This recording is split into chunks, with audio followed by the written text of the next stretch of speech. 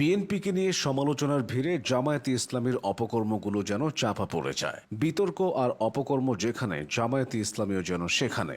জামায়াত নেতারা মুক্তিযোদ্ধাকে জুতার মালা পরায়, অথচ ইফতিজারকে তারা ফুলের মালা দিয়ে বরণ করে। চাঁদাবাজি, দখলদারিত্বে এবং মানুষের প্রাণহানিতেও দলটির অনেকে জড়িত, অথচ বিষয়গুলো নিয়ে বিএনপির মতো সেভাবে জামায়াতের সমালোচনা হয় না। বিশেষ করে গণ অভ্যুত্থানের পর ক্ষমতার পালাবদলে জামায়াতের অনেক নেতাকর্মী অপকর্মে জড়িয়েছেন। তেমনই কয়েকটি অপকর্মের ঘটনা দেখে নেওয়া যাক। প্রথম ঘটনাটি কক্সবাজারের। 2025 সালের 13 ফেব্রুয়ারি জমির বিরোধের রেশ ধরে কক্সবাজারের জামায়াতের এক নেতার আহত হন বেশ কয়েকজন ব্যক্তি। তাদের সবাই বিএনপি এবং তার অঙ্গ সংগঠন ছাত্রদলের রাজনীতির সাথে জড়িত। পরে 15 ফেব্রুয়ারি হাসপাতালে চিকিৎসাধীন অবস্থায় প্রাণ হারান বিএনপি নেতা রহিম উদ্দিন শিকদার। প্রাণ হারানো রহিমের ভাই শফিকুর রহমান শিকদার জানিয়েছেন, স্থানীয় জামায়াত নেতা আব্দুল আল নোমানের নেতৃত্বে রহিম উদ্দিনের উপর হয়। এবার একটু পেছনে ফেরা যাক। 2024 সালের 22 ডিসেম্বর, সেদিন বেলা 11:30টার দিকে কুমিল্লার 14 গ্রামের মুক্তিযোদ্ধা আব্দুল হাই কানু স্থানীয় পাতরডা বাজারে ওষুধ কিনতে বের হন। এই সময় স্থানীয় কয়েকজন তাকে ধরে নিয়ে যায় কুলিয়ারা হাই স্কুলের সামনে।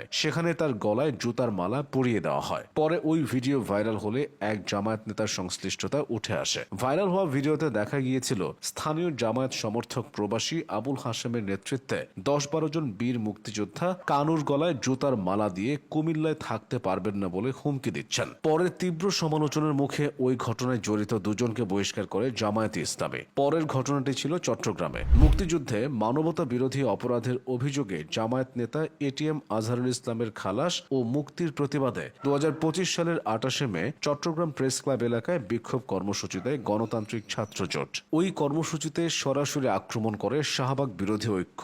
এতে বেশ কয়েকজন আহত হন। এদিন এক নারী সহ দুজনকে লাথি দেওয়ার 15 সেকেন্ডের একটি ভিডিও সামাজিক যোগাযোগ মাধ্যমে ছড়িয়ে পড়লে সমালোচনার ঝড় ওঠে। পরে জানা যায় লাথি দেওয়া ওই যুবকের নাম আকাশ চৌধুরী, যিনি ছাত্র শিবিরের চট্টগ্রাম মহানগরের ওয়ার্ড পর্যায়ের নেতা। ঘটনাটি ছড়িয়ে পড়লে দল থেকে তাকে বহিষ্কার করা হয়। এরপর করা হয় গ্রেফতার। কিন্তু জামিনে মুক্তি পাওয়ার পর আকাশ চৌধুরীকে ফুল দিয়ে শুভেচ্ছা জানানোর ছবি ও ভিডিও আবারও সামাজিক যোগাযোগ মাধ্যমে ভাইরাল হয়, যাতে শুরু হয় নতুন বিতর্ক।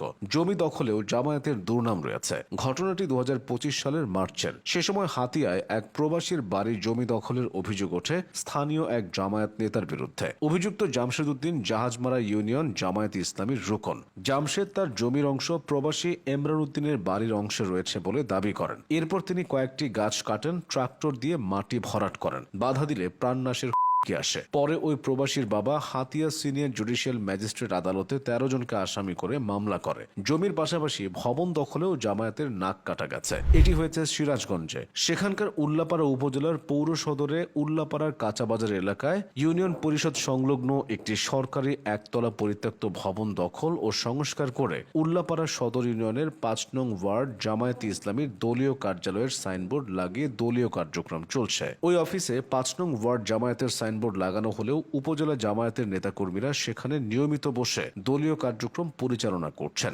প্রায় 2 থেকে 3 মাস যাবৎ এই কার্যক্রম চললেও প্রশাসনের পক্ষ থেকে কোনো বাধা দেওয়া হয়নি। নানা অপকর্মের পাশাপাশি চাঁদাবাজিতেও জড়িয়েছেন জামায়াতের কেউ কেউ। 2025 সালের ফেব্রুয়ারিতে ফেনীতে এক মাদ্রাসা শিক্ষকের কাছ থেকে চাঁদা দাবির অডিও সামাজিক যোগাযোগ মাধ্যমে ছড়িয়ে পড়ার পর জামায়াতে ইসলামীর স্থানীয় নেতা জাকির হোসেনকে দল থেকে বহিষ্কার করা হয়। তিনি ছিলেন জামায়াতের রুকন এবং দলের সহযোগী সংগঠন বাংলাদেশ শ্রমিক কল্যাণ ফেডারেশনের ফেনী পৌরসভা শাখার সাবেক সহকারী সেক্রেটারি। এভাবেই বিভিন্ন অপকর্মে জড়িয়ে জামায়াতে ইসলামী সুনাম ক্ষুণ্ণ হয়েছে।